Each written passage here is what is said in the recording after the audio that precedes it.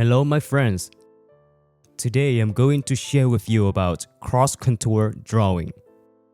Before we dive into some specific exercises, let's take a moment to talk about the basic concept of cross-contour.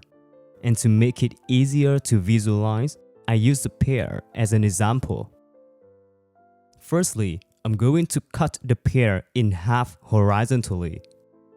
You can see that the cross-section of the pear looks like a line wrapping around the form of the pear, and this is a cross-contour line. When I make more cuts in different positions along the pear, the cutting shapes will be different. When I pick up the pear and rotated it, you can see the cross-contour lines will be changed depending on our perspective. And this is a very specific example of what cross-contour is. Cross-contour is a way of drawing lines that follow the 3D form of a subject. These lines are usually parallel to each other. However, it depends on the subject. Sometimes you may need to change the line direction for the cross-contour. Drawing cross-contour is very useful for you to understand the form and the space better. The best way to learn something is to start simple. So before drawing complex subject matters, let's begin by drawing cross-contours on flat surfaces. There is a very useful method you can use for this exercise. Take any piece of paper, but a thick paper is recommended.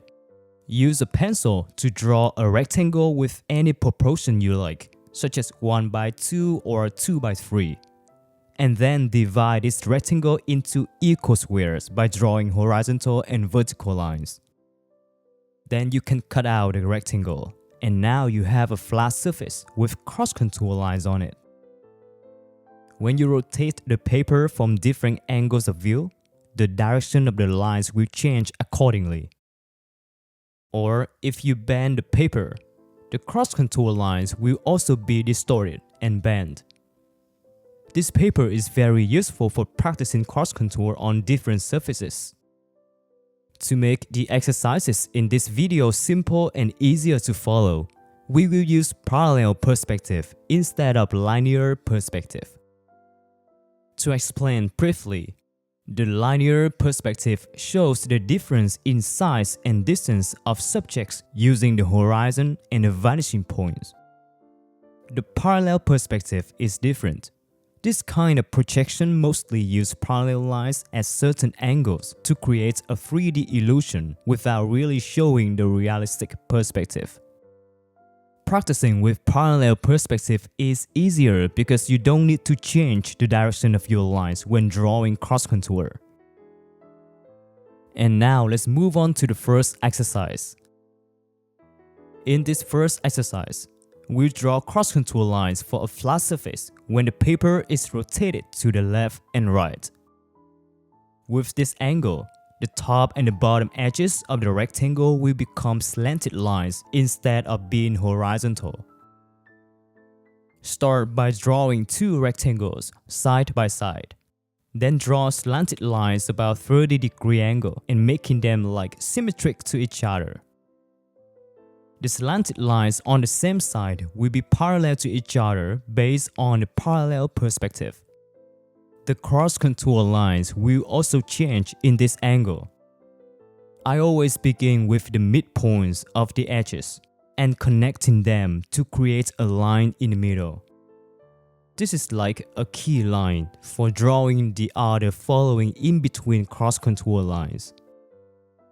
Continue drawing the remaining lines, following the direction you defined earlier, and create cross-contour lines that parallel to each other, following the angle of the top and the bottom edges. For the vertical direction, you can draw some simple straight lines because the perspective doesn't change. And with that, you have completed the first exercise.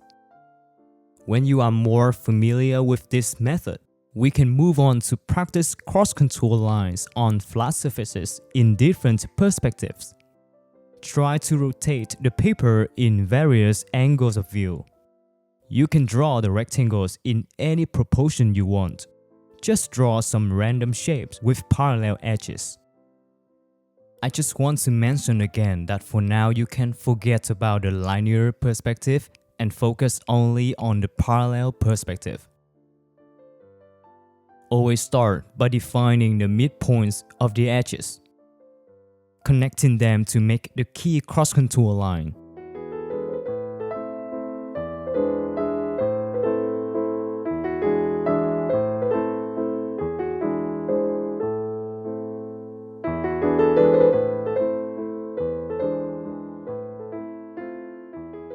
And then draw the in-between lines. You can combine multiple flat surfaces to capture the 3D effect in your drawing. Divide them into as many cross-contour squares as you like.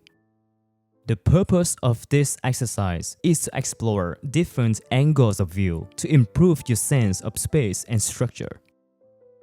One more point I want to share from my experience that I encourage everyone to rely more on feeling and draw everything by hand instead of using rulers and supporting tools.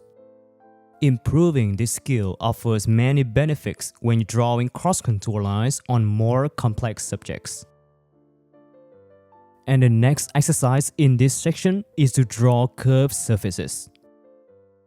Using the model paper we made earlier, you can bend it as you like or shape it into a wavy form. For the exercise number 3, start by sketching a rectangle as usual. And then bend the two side edges of the rectangle to the left.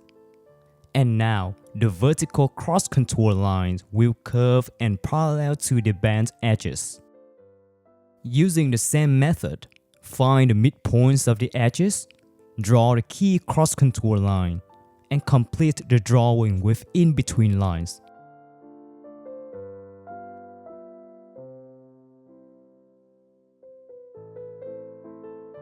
Continue the drawing by adding another curved piece of paper, but rotate it. This time, all the edges will change. We can combine curved cross-contour lines along the side edges with the slanted cross-contour lines along the top and bottom edges.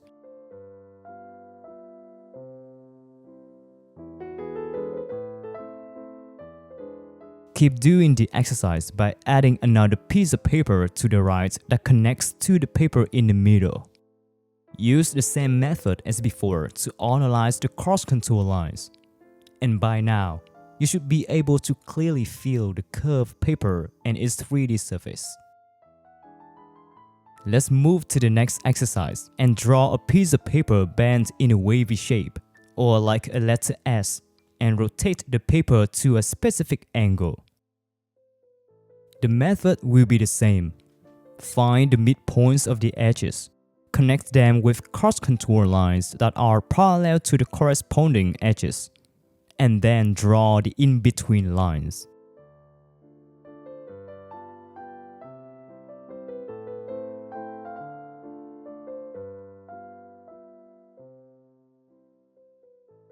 And now, how about drawing a piece of paper with curved lines on all 4 edges?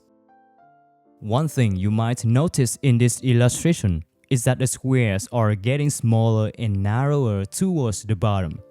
And when you see this, it means you do it right. That's how perspective works.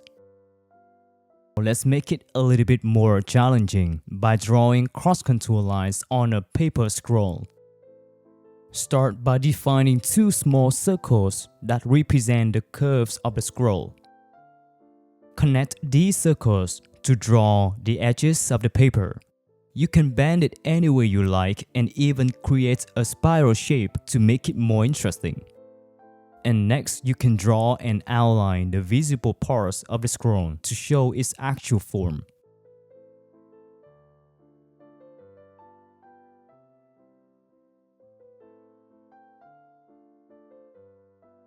Applying the same method we learned to analyze the cross-contour lines.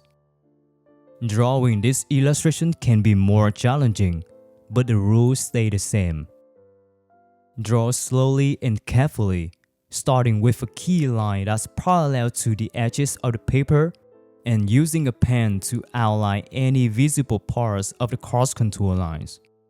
Continue drawing the in-between lines and finish the drawing. And that's some basic exercises for cross-contour drawing.